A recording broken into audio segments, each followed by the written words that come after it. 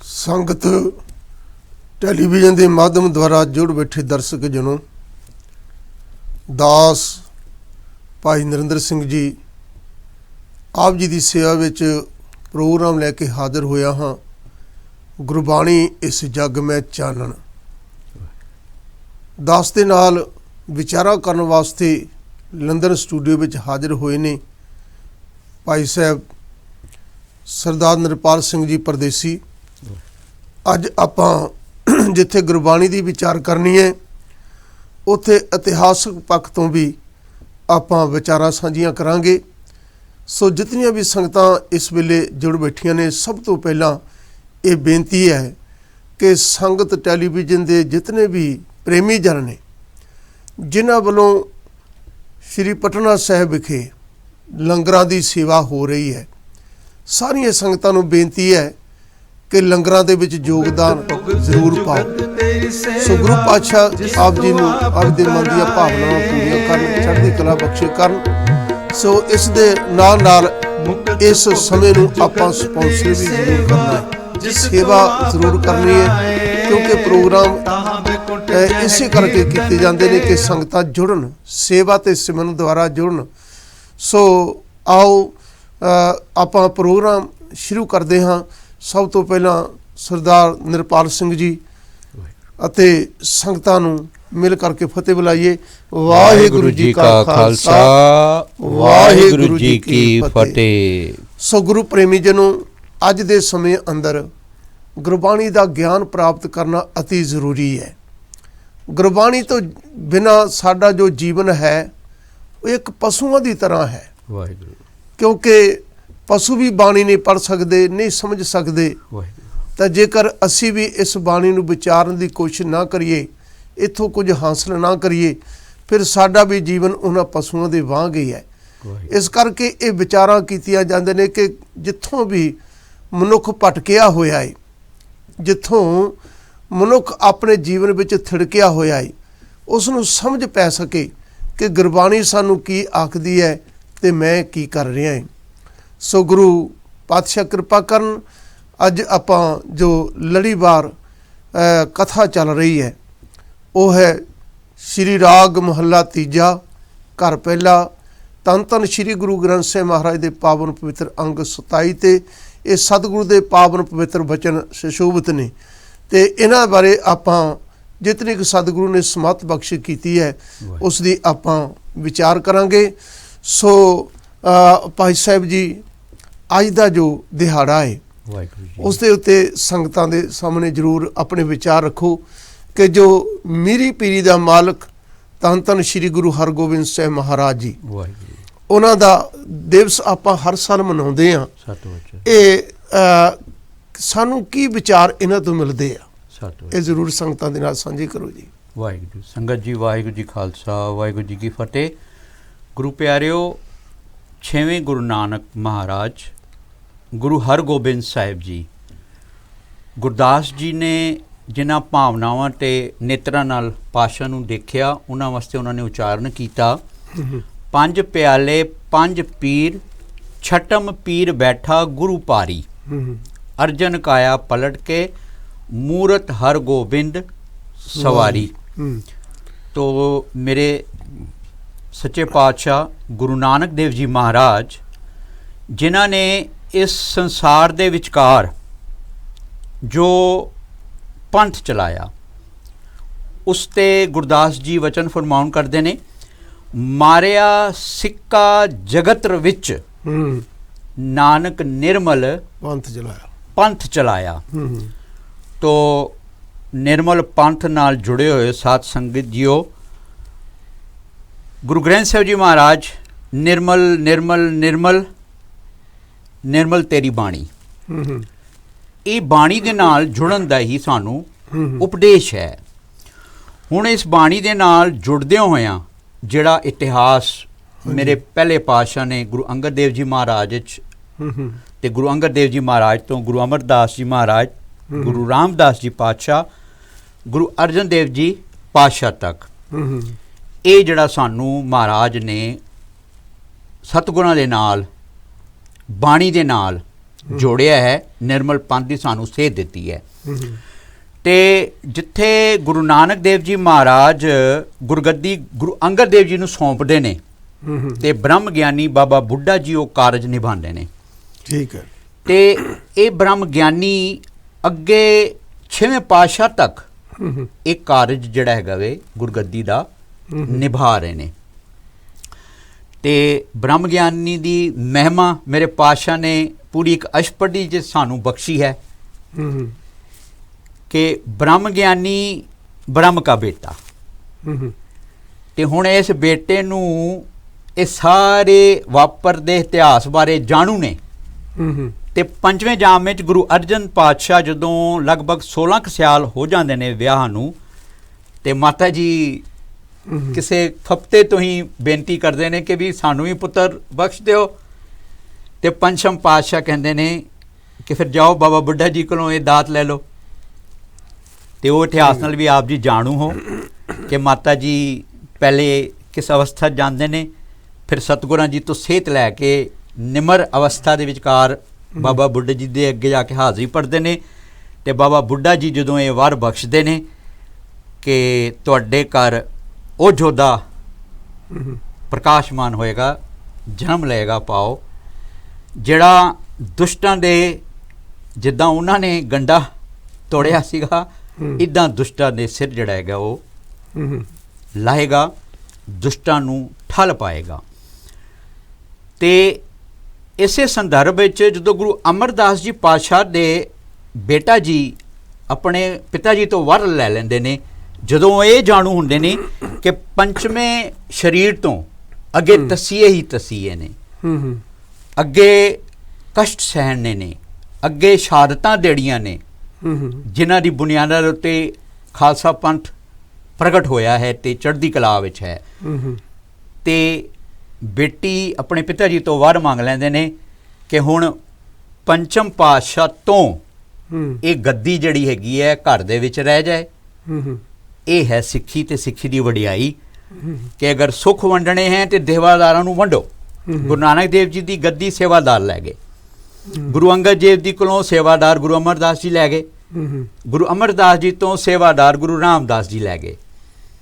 ਤੇ ਜਿੱਥੇ ਹੁਣ ਕਸ਼ਟ ਦਾ ਵੇਲਾ ਹੈ ਤੇ ਬੇਟੀ ਵਰ ਮੰਗ ਲੈਂਦੀ ਹੈ ਕਿ ਹੁਣ ਗੱਦੀ ਘਰ ਦੇ ਵਿੱਚ ਹੀ ਰਹੇ ਤੇ ਇਹ ਹੁਣ ਸੇਵਾਦਾਰਾਂ ਤੱਕ ਤੇ ਨਹੀਂ ਤੇ ਘਰ ਦੇ ਵਿੱਚ ਹੀ ਦੁੱਖ ਰਹਿ ਜਾਣ।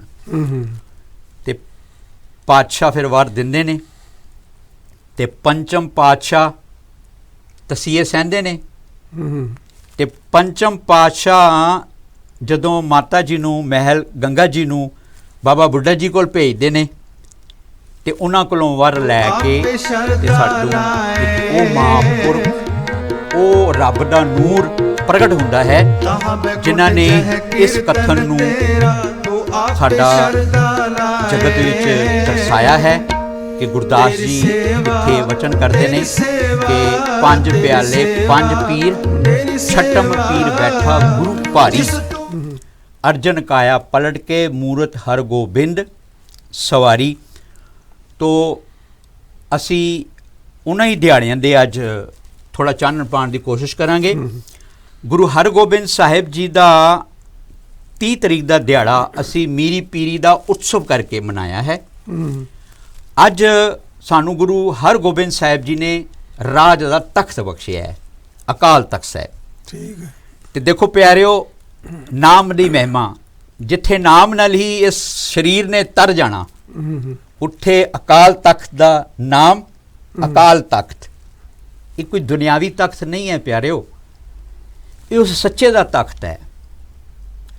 ਸੱਚੇ ਦੇ ਤਖਤ ਦੇ ਉੱਤੇ ਸੇਵਾ ਨਿਭਾਉਣ ਵਾਸਤੇ ਸਾਨੂੰ ਸੱਚਾ ਹੋਣ ਦੀ ਲੋੜ ਹੈ। ਖਾਲਸਾ ਰਾਜ ਤੇ ਗੁਰੂ ਨਾਨਕ ਦੇਵ ਜੀ ਮਹਾਰਾਜ ਤੋਂ ਚੱਲ ਪਿਆ। ਖਾਲਸਾ ਰਾਜ ਨੂੰ ਚਲਾਉਣ ਵਾਸਤੇ ਸਾਨੂੰ ਖਾਲਸਾ ਬਣਨ ਦੀ ਲੋੜ ਹੈ। ਖਾਲਸਾ ਤੋਂ ਰਾਜ ਹੋ ਰਿਹਾ,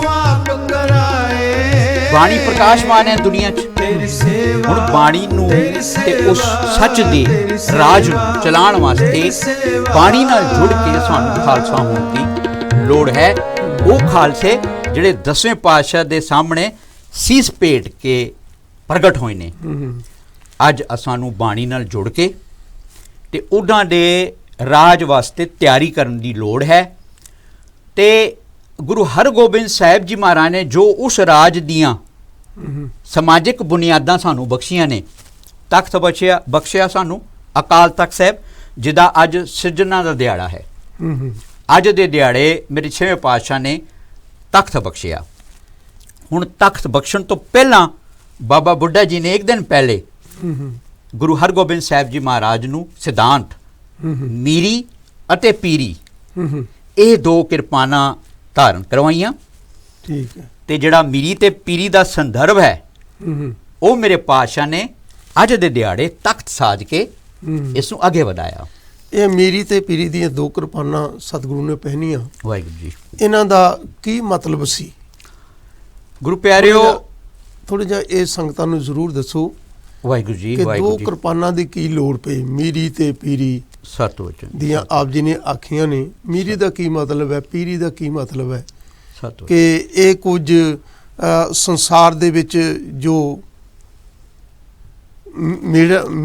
ਜੋ ਵਿਤਕਰੇ ਪਏ ਹੋਏ ਸਨ, ਵਿਤਕਰੇ ਪਏ ਹੋਏ ਜੀ ਸਨ। ਬਿਲਕੁਲ, ਅਸੀਂ ਸਿੱਖਣਾ ਹੈ ਪਿਆਰਿਓ, ਔਰ ਗੁਰਬਾਣੀ ਤੋਂ ਸੇਧ ਲੈ ਕੇ। ਹੁਣ ਜਿੱਥੇ ਆ ਗਈਆਂ ਮੀਰੀ ਤੇ ਪੀਰੀ ਦੀਆਂ ਦੋ ਤਲਵਾਰਾਂ ਦੀ ਗੱਲ, ਹਾਂਜੀ, ਤੇ ਪਿਆਰਿਓ ਇਸ ਦੇ ਪਿੱਛੇ ਸਤਿਗੁਰ ਨੇ ਕੀ ਸਾਨੂੰ ਸਿਧਾਂਤ ਬਖਸ਼ਿਆ ਹੈ? ਮੇਰੇ ਪੰਚਮ ਪਾਤਸ਼ਾਹ ਨੇ ਪੰਜ ਕਕਾਰਾਂ 'ਚ ਸਾਨੂੰ ਕਿਰਪਾਨ ਬਖਸ਼ੀ ਹੈ। ਤਾਂ ਕਿਰਪਾਨ ਦਾ ਭਾਵ ਇਹ ਹੈ ਕਿ ਅਸੀਂ ਕਿਤੇ ਵੀ ਜ਼ੁਲਮ ਹੋਣ ਨਹੀਂ ਦੇਣਾ, ਓਕੇ, ਕਿਤੇ ਵੀ। ਬਿਲਕੁਲ। ਤੇ ਜਦੋਂ ਅਸੀਂ ਜ਼ੁਲਮ ਹੋਣ ਨਹੀਂ ਦੇਣਾ ਤੇ ਜਿਹੜੇ ਮੇਰੇ ਅੰਦਰ ਵਿਕਾਰ ਨੇ ਉਹਨਾਂ ਨੂੰ ਵੀ ਤੇ ਮਾਰਨਾ ਨਾ। ਤਾਂ ਇਹ ਕਿਰਪਾਨਾਂ ਨੇ ਮੇਰੇ ਅੰਦਰ ਦੇ ਕਾਮ, ਕ੍ਰੋਧ, ਲੋਭ, ਮੋਹ, ਅਹੰਕਾਰ ਇਹਨਾਂ ਨੂੰ ਮਾਰਨਾ ਤੇ ਸਮਾਜ ਵਿੱਚ ਉੱਦਾਂ ਦਾ ਹੀ ਸਿਧਾਂਤ ਲਾਗੂ ਕਰਨਾ। ਮੀਰੀ ਤੇ ਪੀਰੀ ਇਹ ਕਿਰਪਾਨਾਂ ਜਿਹੜੀਆਂ ਹੈਗੀਆਂ ਨੇ ਰਹਿਮਤ ਦੀਆਂ ਨੇ, ਤਰਸ ਦੀਆਂ ਨੇ। ਜਦੋਂ ਪੰਜ ਪਿਆਲੇ ਪੰਜ ਪੀਰ ਛਟਮ ਪੀਰ ਬੈਠਾ ਗੁਰੂ ਭਾਰੀ, ਇਹਦੀ ਲੋੜ ਕਿਉਂ ਪਈ? ਜਦੋਂ ਗੁਰੂ ਅਰਜਨ ਦੇਵ ਜੀ ਮਹਾਰਾਜ ਨੂੰ ਇਤਨੇ ਤਸੀਹੇ ਦਿੱਤੇ ਗਏ। ਸੋ ਗੁਰੂ ਪਿਆਰੀ ਸਾਧ ਸੰਗਤ ਜੀਓ, ਆਪ ਮੀਰੀ ਪੀਰੀ ਦੇ ਮਾਲਕ 6ਵੇਂ ਪਾਤਸ਼ਾਹ ਦਾ ਇਤਿਹਾਸ ਸਰਵਣ ਕਰ ਰਹੇ ਹੋ। ਇਸ ਦੇ ਨਾਲ ਨਾਲ ਜਿੱਥੇ ਆਪਾਂ ਇਤਿਹਾਸਕ ਪੱਖ ਦੀ ਵਿਚਾਰ ਕਰ ਰਹੇ ਹਾਂ, ਉੱਥੇ ਬਹੁਤ ਜ਼ਰੂਰੀ ਹੈ ਕਿ ਆਪਾਂ ਸ਼੍ਰੀ ਪਟਨਾ ਸਾਹਿਬ ਵਿਖੇ ਜੋ ਸੰਗਤ ਟੈਲੀਵਿਜ਼ਨ ਦੇ ਸੇਵਾਦਾਰਾਂ ਵਜੋਂ ਲੰਗਰ ਲਾਇਆ ਗਿਆ ਹੈ, ਤੇ ਉਸ ਲੰਗਰ ਦੀ ਆਪਾਂ ਜ਼ਰੂਰ ਸੇਵਾ ਕਰੀਏ, ਕਿਉਂਕਿ ਗੁਰੂ ਕੇ ਸੇਵਕਾਂ ਦੇ ਅੰਦਰ, ਸਿੱਖਾਂ ਦੇ ਅੰਦਰ ਐਸਾ ਜਜ਼ਬਾ ਸਤਿਗੁਰੂ ਨੇ ਭਰਿਆ ਹੋਇਆ ਹੈ ਕਿ ਜਿੱਥੇ ਵੀ ਸੁਣਦੇ ਨੇ ਕਿ ਲੰਗਰ ਲਾਉਣਾ ਹੈ ਤੇ ਸੰਗਤਾਂ ਉੱਥੇ ਫਿਰ ਉਮੰਡ ਪੈਂਦੀਆਂ ਨੇ, ਸੇਵਾ ਕਰਦੀਆਂ ਨੇ। ਔਰ ਅੱਜ ਸਿੱਖ ਜਗਤ ਵਰਲਡ ਦੇ ਵਿੱਚ ਮਸ਼ਹੂਰ ਹੈ ਕਿ ਜਿੱਥੇ ਵੀ ਕੋਈ ਲੰਗਰ ਦੀ ਲੋੜ ਪੈਂਦੀ ਹੈ ਸੇਵਾਦਾਰ ਪਹੁੰਚ ਜਾਂਦੇ ਨੇ। ਇਸ ਕਰਕੇ ਸਾਰੀਆਂ ਸੰਗਤਾਂ ਨੂੰ ਬੇਨਤੀ ਹੈ ਕਿ ਆਓ ਤਖਤ ਸ੍ਰੀ ਪਟਨਾ ਸਾਹਿਬ, ਜਿੱਥੇ ਇਹ ਸੰਗਤ ਟੈਲੀਵਿਜ਼ਨ ਦੇ ਸੇਵਾਦਾਰਾਂ ਵੱਲੋਂ ਅਤੁੱਟ ਲੰਗਰ ਵਰਤ ਰਿਹਾ ਹੈ, ਸੇਵਾ ਹੋ ਰਹੀ ਹੈ, ਉਸ ਸੇਵਾ ਦੇ ਵਿੱਚ ਆਪਾਂ ਜ਼ਰੂਰ ਯੋਗਦਾਨ ਪਾਈਏ। ਟੈਲੀਫੋਨ ਕਰਕੇ ਆਪਣੀਆਂ ਸੇਵਾਵਾਂ ਜ਼ਰੂਰ ਕਰੋ ਜੀ। ਸੋ ਆਓ ਗੁਰੂ ਪਿਆਰਿਓ, ਅਸੀਂ ਜਿੱਥੇ ਇਹ ਸੇਵਾਵਾਂ ਕਰਨੀਆਂ ਨੇ ਉੱਥੇ ਆਪਾਂ ਇਤਿਹਾਸਕ ਪੱਖ ਜਾਣਨ ਦੀ ਕੋਸ਼ਿਸ਼ ਕਰੀਏ। ਤੇ ਇਤਿਹਾਸਕ ਪੱਖ ਸਾਨੂੰ ਸਮਝਾ ਰਹੇ ਨੇ, ਦੱਸ ਰਹੇ ਨੇ, ਸਾਂਝ ਪਾ ਰਹੇ ਨੇ ਪਰਦੇਸੀ ਸਾਹਿਬ ਜੀ।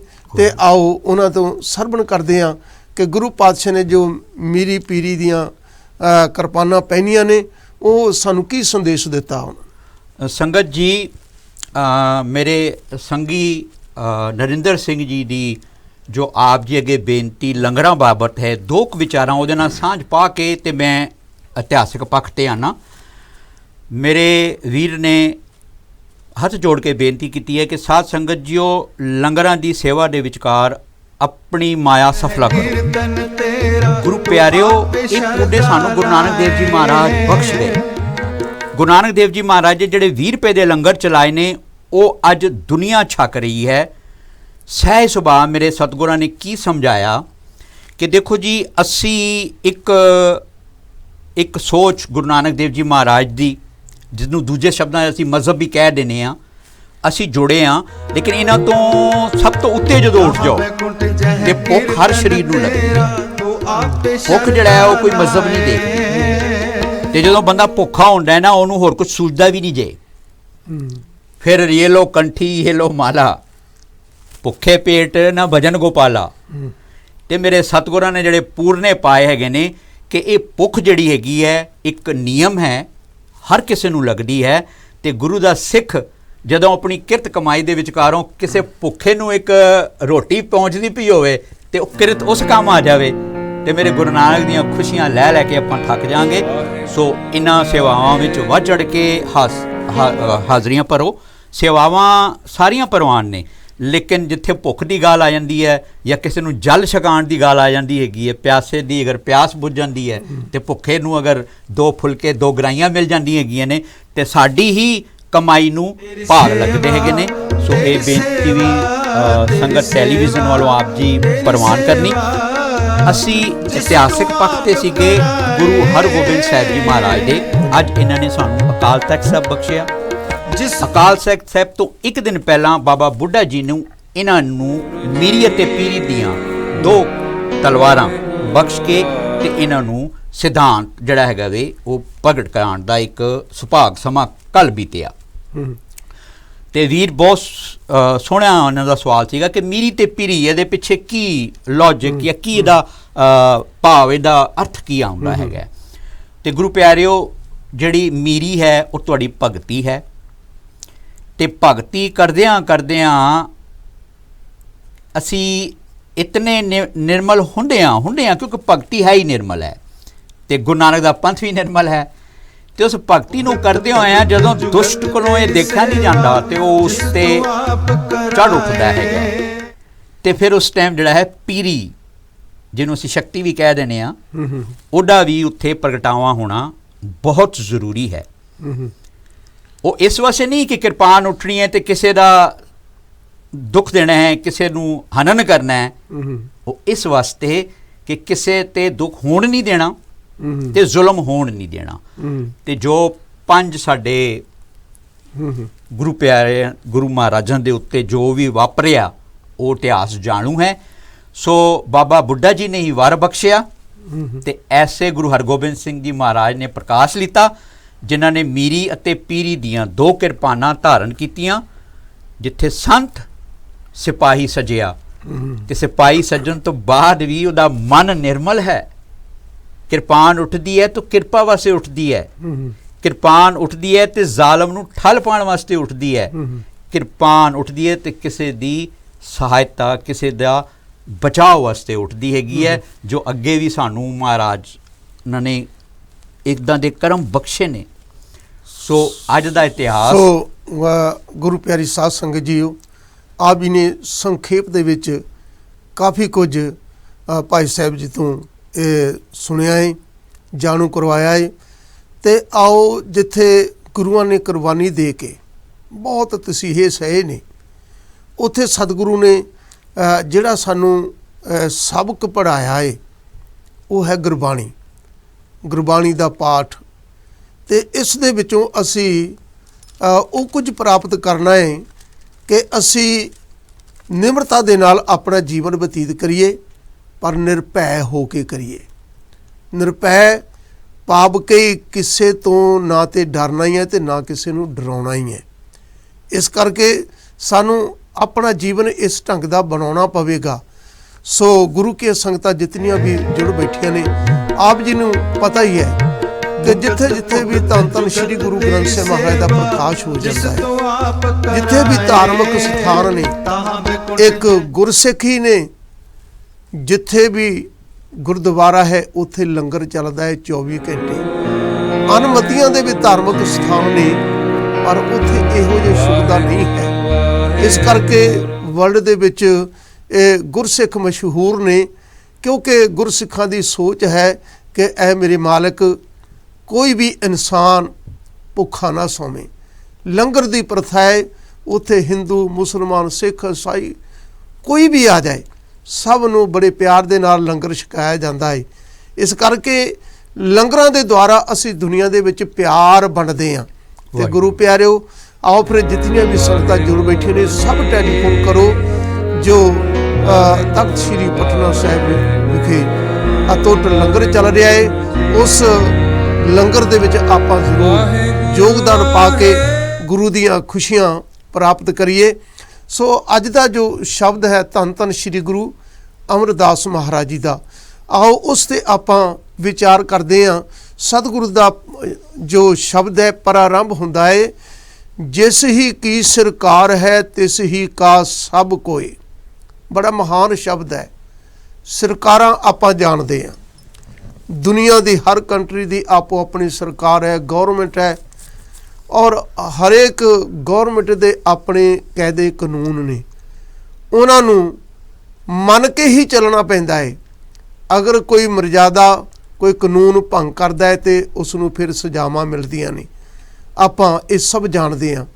ਪਰ ਇਹ ਬਾਣੀ ਹੈ ਸੱਚੀ ਸਰਕਾਰ ਦੀ, ਤੇ ਸੱਚੀ ਸਰਕਾਰ ਦੇ ਵੀ ਨਿਯਮ ਨੇ, ਉਹਨਾਂ ਨਿਯਮਾਂ ਦੀ ਪਾਲਣਾ ਕਰਨ ਵਾਲਾ ਹੀ ਗੁਰਸਿੱਖ ਹੈ। ਸਮਝਣ ਦੀ ਕੋਸ਼ਿਸ਼ ਕਰੋ। ਦੁਨੀਆ ਦੇ ਰਾਜੇ ਮਹਾਰਾਜੇ ਬਾਦਸ਼ਾਹ ਬਹੁਤ ਨੇ, ਪਰ ਇਹਨਾਂ ਬਾਦਸ਼ਾਹਾਂ ਤੋਂ ਉੱਪਰ ਇੱਕ ਬਾਦਸ਼ਾਹ ਹੈ ਜਿਸ ਨੂੰ ਕਹਿੰਦੇ ਨੇ ਪਾਤਸ਼ਾਹ। ਕੋ ਹਰ ਸਮਾਨ ਨਹੀਂ ਰਾਜਾ, ਉਸ ਦੇ ਬਰਾਬਰ ਦਾ ਕੋਈ ਰਾਜਾ ਨਹੀਂ ਹੋ। ਇਹ ਭੂਪਤ ਸਭ ਦਿਵਸ ਚਾਰ ਕੇ ਝੂਠੇ ਕਰਤ ਦਿਵਾਜਾ। ਇਹ ਦੁਨੀਆ ਦੇ ਰਾਜੇ ਝੂਠੇ ਨੇ, ਇੱਥੇ ਝੂਠ ਵੀ ਚੱਲਦਾ ਹੈ, ਹੇਰਾ ਫੇਰੀਆਂ ਵੀ ਚੱਲਦੀਆਂ ਨੇ, ਇੱਥੇ ਕਾਨੂੰਨ ਵੀ ਭੰਗ ਕੀਤੇ ਜਾਂਦੇ ਨੇ। ਗਰੀਬਾਂ ਵਾਸਤੇ ਕਾਨੂੰਨ ਹੋਰ ਬਣ ਜਾਂਦਾ ਹੈ, ਅਮੀਰਾਂ ਵਾਸਤੇ ਹੋਰ ਬਣ ਜਾਂਦਾ ਹੈ। ਪਰ ਗੁਰੂ ਪਿਆਰਿਓ, ਧੰਨ ਸ਼੍ਰੀ ਗੁਰੂ ਗ੍ਰੰਥ ਸਾਹਿਬ ਮਹਾਰਾਜ, ਇਹ ਐਸਾ ਕਾਨੂੰਨ ਹੈ, ਐਸਾ ਨਿਯਮ ਹੈ, ਇਹ ਸਭ ਦੇ ਵਾਸਤੇ ਹੈ, ਅਮੀਰਾਂ ਵਾਸਤੇ ਵੀ, ਗਰੀਬਾਂ ਵਾਸਤੇ ਵੀ। ਇਸ ਨੂੰ ਫੋਲੋ ਕਰਨ ਵਾਲਾ ਹੀ ਅਸਲ ਵਿੱਚ ਗੁਰਸਿੱਖ ਹੈ। ਸੋ ਸਤਿਗੁਰੂ ਪਾਤਸ਼ਾਹ ਆਖਦੇ ਨੇ ਕਿ ਸੱਚੀ ਸਰਕਾਰ ਹੈ, ਜਿਸ ਹੀ ਕੀ ਸਰਕਾਰ ਹੈ ਤਿਸ ਹੀ ਕਾ ਸਭ ਕੋਈ। ਤੇ ਜਿਸ ਦਾ ਇਹ ਰਾਜ ਭਾਗ ਹੈ, ਉਸ ਦਾ ਕੰਟਰੋਲ ਸਾਰੇ ਦੇਸ਼ 'ਤੇ ਹੁੰਦਾ ਹੈ। ਸਾਰੇ ਦੇਸ਼ ਦੇ ਜੋ ਜੀਵ ਨੇ, ਸਾਰੇ ਨਿਵਾਸੀ ਨੇ, ਉਹਨਾਂ ਨੂੰ ਉਸ ਰਾਜੇ ਦਾ ਜੋ ਹੁਕਮ ਹੈ ਉਹਦੀ ਪਾਲਣਾ ਕਰਨੀ ਪੈਂਦੀ ਹੈ। ਚਾਹੇ ਉਸ ਦਾ ਕਿਸੇ ਨੂੰ ਨੁਕਸਾਨ ਹੋਵੇ ਤੇ ਚਾਹੇ ਫਾਇਦਾ ਹੋਵੇ। ਉਹ ਆਪਾਂ ਹਰ ਰੋਜ਼ ਸੁਣਦੇ ਹੀ ਹਾਂ ਕਿ ਜਿਸ ਦੀ ਸੰਗਤ ਨੂੰ, ਦੁਨੀਆ ਨੂੰ ਨਹੀਂ ਵੀ ਲੋੜ, ਉਹ ਵੀ ਕੋਈ ਆਵਾਜ਼ ਆ ਜਾਏ ਉਸ ਰਾਜੇ ਤੋਂ ਤਾਂ ਮੰਨਣਾ ਪੈਂਦਾ ਹੈ। ਪਰ ਗੁਰੂ ਪਿਆਰਿਓ, ਆਓ ਅੱਜ ਜੇ ਮੀਰੀ ਪੀਰੀ ਦੀ ਗੱਲ ਹੋ ਰਹੀ ਹੈ ਤੇ ਇਹ ਉਹ ਸੱਚੀ ਸਰਕਾਰ ਹੈ ਜਿਸ ਨੇ ਸਾਨੂੰ ਸਮਝਾਇਆ ਕਿ ਪਾਤਸ਼ਾਹ ਦੀ ਬਾਣੀ ਜਿਸ ਦੇ ਅੰਦਰ ਵਸ ਗਈ, ਜੋ ਪ੍ਰਭੂ ਪਰਮਾਤਮਾ ਦੀ ਸਿਫਤ ਸਲਾਹ ਕਰਦਾ ਹੈ, ਜਿਸ ਨੂੰ ਬਖਸ਼ੇ ਸਿਫਤ ਸਲਾਹ, ਨਾਨਕ ਪਾਤਸ਼ਾਹੀ ਪਾਤਸ਼ਾਹ। ਗੁਰਸਿੱਖਾਂ ਨੂੰ ਪਾਤਸ਼ਾਹ ਬਣਾਇਆ ਹੈ। ਇਸੇ ਕਰਕੇ ਤੇ ਉਹਨਾਂ ਦਾ ਐਸਾ ਜਿਗਰਾ ਹੈ, ਐਸੀ ਸੋਚ ਹੈ ਕਿ ਦੁਨੀਆ ਦੇ ਵਿੱਚ ਕੋਈ ਵੀ ਭੁੱਖਾ ਨਾ ਸੌਵੇਂ, ਹਰ ਇੱਕ ਦੀ ਲੋੜ ਪੂਰੀ ਹੋਵੇ। ਔਰ ਗੁਰਸਿੱਖਾਂ ਦੇ ਅੰਦਰ ਐਸੀ ਭਾਵਨਾ ਹੈ, ਜਿਨ੍ਹਾਂ ਦੇ ਕੋਲ ਘਰ ਨਹੀਂ ਹੈ ਉਹਨਾਂ ਨੂੰ ਬਣਾ ਕੇ ਦਿੰਦੇ ਨੇ, ਜਿਨ੍ਹਾਂ ਦੇ ਕੋਲ ਕੱਪੜਾ ਨਹੀਂ ਹੈ ਹਰ ਇੱਕ ਦੀ ਲੋੜ ਪੂਰੀ ਕਰਦੇ ਨੇ।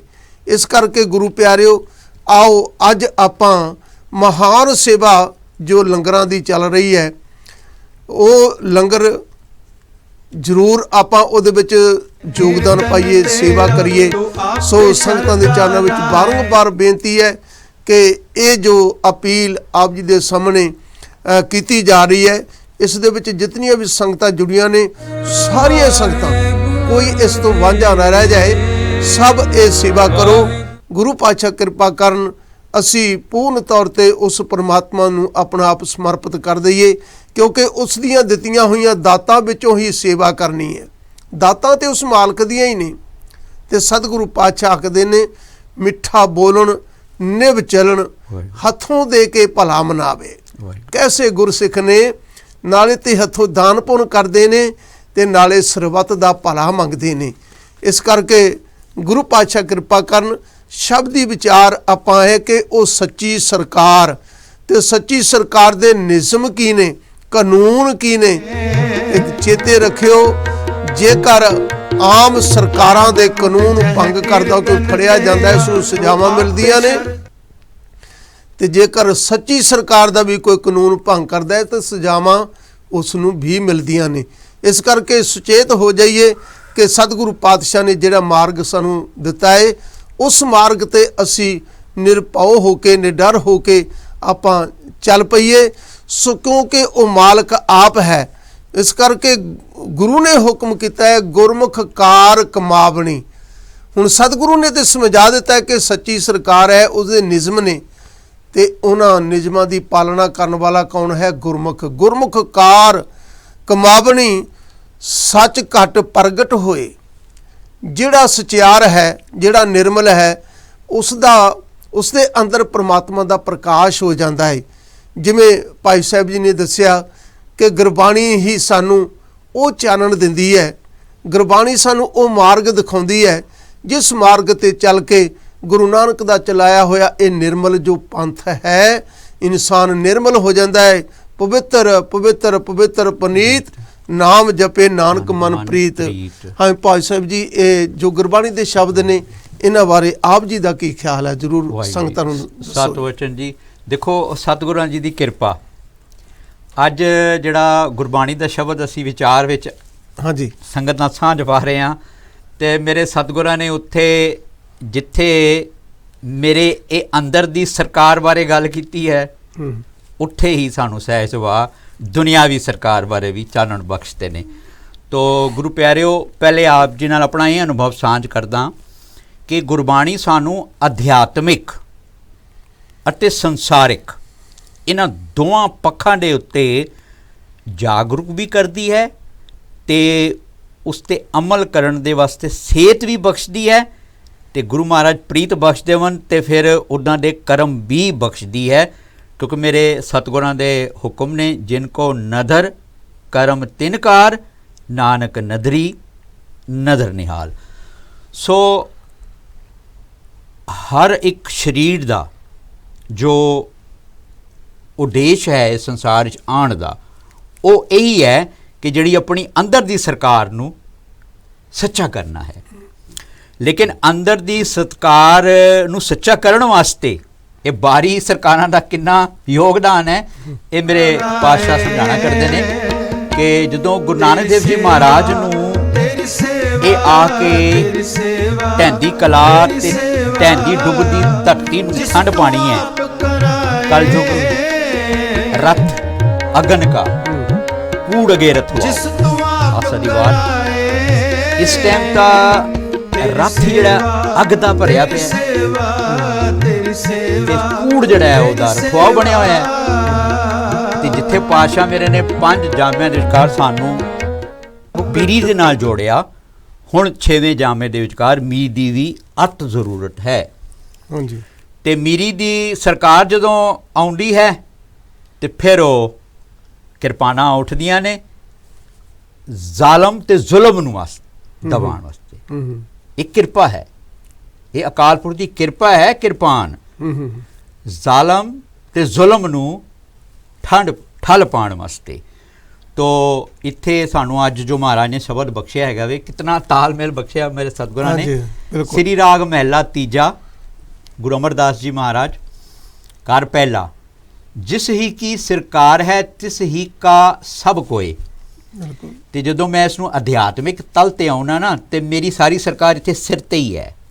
ਜੇ ਮੇਰਾ ਸਿਰ ਸੋਧਿਆ ਗਿਆ, ਗੁਰਬਾਣੀ ਨਾਲ ਸੱਚਾ ਹੋ ਗਿਆ, ਮੇਰੀ ਸੋਚ ਸੱਚੀ ਹੋ ਗਈ, ਅੱਖਾਂ ਸੱਚ ਵੇਖ ਕੇ ਰਜਦੀਆਂ, ਠੰਡ ਪੈਂਦੀ ਹੈ, ਕੰਨ ਕੂੜ ਨਹੀਂ ਸੁਣਦੇ।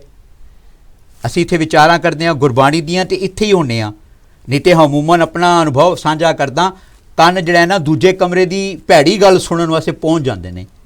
ਗੁਰਬਾਣੀ ਦੀ ਗੱਲ ਰੁਝਾਨ ਘਟ ਜਾਂਦਾ ਹੈ ਕਿਉਂਕਿ ਇਹ ਕਲਯੁਗ ਦਾ ਅਸਰ ਹੈ। ਤੋ ਜਦੋਂ ਮੇਰੇ ਅਧਿਆਤਮਿਕ ਸਿਰ ਕਾਰ 'ਚ ਹੈ, ਸੱਚ ਨਾਲ ਜੁੜਿਆ ਹੋਇਆ ਹੈਗਾ, ਤੋ ਅੱਗੇ ਜਿਹੜੇ ਮੇਰੇ ਕਰਮ ਹੈਗੇ ਨੇ ਗੁਰਮੁਖ ਕਾਰ ਕਮਾਵਣੀ, ਸੱਚ ਘਟ ਪ੍ਰਗਟ ਹੋਏ, ਤੇ ਫਿਰ ਮੇਰੇ ਕਰਮਾਂ 'ਚ ਵੀ ਉਹ ਸੱਚ ਪ੍ਰਗਟ ਹੋਏਗਾ, ਮੇਰੀ ਰਹਿਣੀ ਬਹਿਣੀ 'ਚ ਸੱਚ ਪ੍ਰਗਟ ਹੋਏਗਾ। ਤੇ ਜਦੋਂ ਅਸੀਂ ਇਸ ਨੂੰ ਸੰਸਾਰਿਕ ਤਲ ਤੇ ਆਉਨੇ ਆ, ਤੇ ਅਗਰ ਦੁਸ਼ਟਾਂ ਦਾ ਰਾਜ ਹੋਏਗਾ ਤਾਂ ਮੀਰੀ ਨੂੰ ਦਬਾਉਣ ਦੀ ਕੋਸ਼ਿਸ਼ ਕੀਤੀ ਜਾਏਗੀ। ਅਗਰ ਦੁਸ਼ਟਾਂ ਦਾ ਰਾਜ ਹੋਏਗਾ ਤਾਂ ਸੱਚ ਨੂੰ ਦਬਾਉਣ ਦੀ ਕੋਸ਼ਿਸ਼ ਕੀਤੀ ਜਾਏਗੀ। ਤੇ ਜੇ ਦੁਸ਼ਟਾਂ ਦਾ ਰਾਜ ਹੋਏਗਾ ਤਾਂ ਹੱਕ ਮਾਰਨ ਦੀ ਭਰਪੂਰ ਕੋਸ਼ਿਸ਼ ਕੀਤੀ ਜਾਏਗੀ। ਜਿਹੋ ਜਿਹਾ ਰਾਜਾ ਕੂੜ ਪ੍ਰਜਾ, ਅੱਜ ਉਹ ਅਵਸਥਾ ਅਸੀਂ ਦੇਖਦੇ ਪਏ ਹਾਂ। ਅਤੇ ਜਦੋਂ ਸਾਨੂੰ ਮਹਾਰਾਜ ਤੋਂ ਇਹ ਸੇਤੀ ਮਿਲਦੀ ਕਿ ਖੁਆਰ ਹੋਏ ਸਭ ਮਿਲेंगे, ਬੱਚੇ ਸ਼ਰਨ ਜੋ ਹੋਏ। ਜਦੋਂ ਇਹਨਾਂ ਚੀਜ਼ਾਂ ਤੋਂ ਅਸੀਂ ਉੱਭਰ ਕੇ ਅਤੇ ਬਾਣੀ ਨਾਲ ਜੁੜ ਕੇ ਜਦੋਂ ਅਸੀਂ ਇੱਥੇ ਬਚਣਾ ਹੈਗਾ ਵੇ, ਉਹ ਬਾਣੀ ਦੇ ਸਦਕੇ ਹੈ। ਅਤੇ ਰਾਜ ਕਰੇਗਾ ਖਾਲਸਾ, ਹਾਕੀ ਰਹੇ ਨਾ ਕੋਈ। ਕਿ ਜਦੋਂ ਖਾਲਸਾ ਰਾਜ ਕਰੇਗਾ ਤੇ ਹੱਕ ਕਿਸੇ ਦਾ ਨਹੀਂ ਮਾਰਿਆ ਜਾਏਗਾ, ਕਿਸੇ ਦਾ ਹੱਕ ਜਿਹੜਾ ਹੈ ਹਾਕੀ ਨਹੀਂ ਹੋਏਗਾ। ਇੱਥੇ ਕੋਈ ਧੜੇ ਜਾਂ ਕਿਸੇ ਮਜ਼ਹਬ ਦੀ ਗੱਲ ਹੀ ਨਹੀਂ ਹੈ। ਇੱਥੇ ਹੱਕ ਹੀ ਰਹੇ ਨਾ ਕੋਈ, ਕਿਸੇ ਪਿਆਰੇ ਦਾ ਹੱਕ ਖਾਲਸਾ ਮਰਨ ਨਹੀਂ ਦੇਗਾ, ਹੱਕ ਉਹਦੇ ਹੱਕ ਤੱਕ ਪਹੁੰਚਾਏਗਾ। ਤਾਂ ਪਿਆਰੇ ਉਹਦੇ ਵਾਸਤੇ ਫਿਰ ਮੀਰੀ ਦੀ ਲੋੜ ਹੈ। ਮੇਰੇ 6ਵੇਂ ਪਾਤਸ਼ਾਹ ਨੇ ਜੰਗਾਂ ਵੀ ਕੀਤੀਆਂ ਹੱਕ ਵਾਸਤੇ, ਮਜ਼ਲੂਮਾਂ ਵਾਸਤੇ।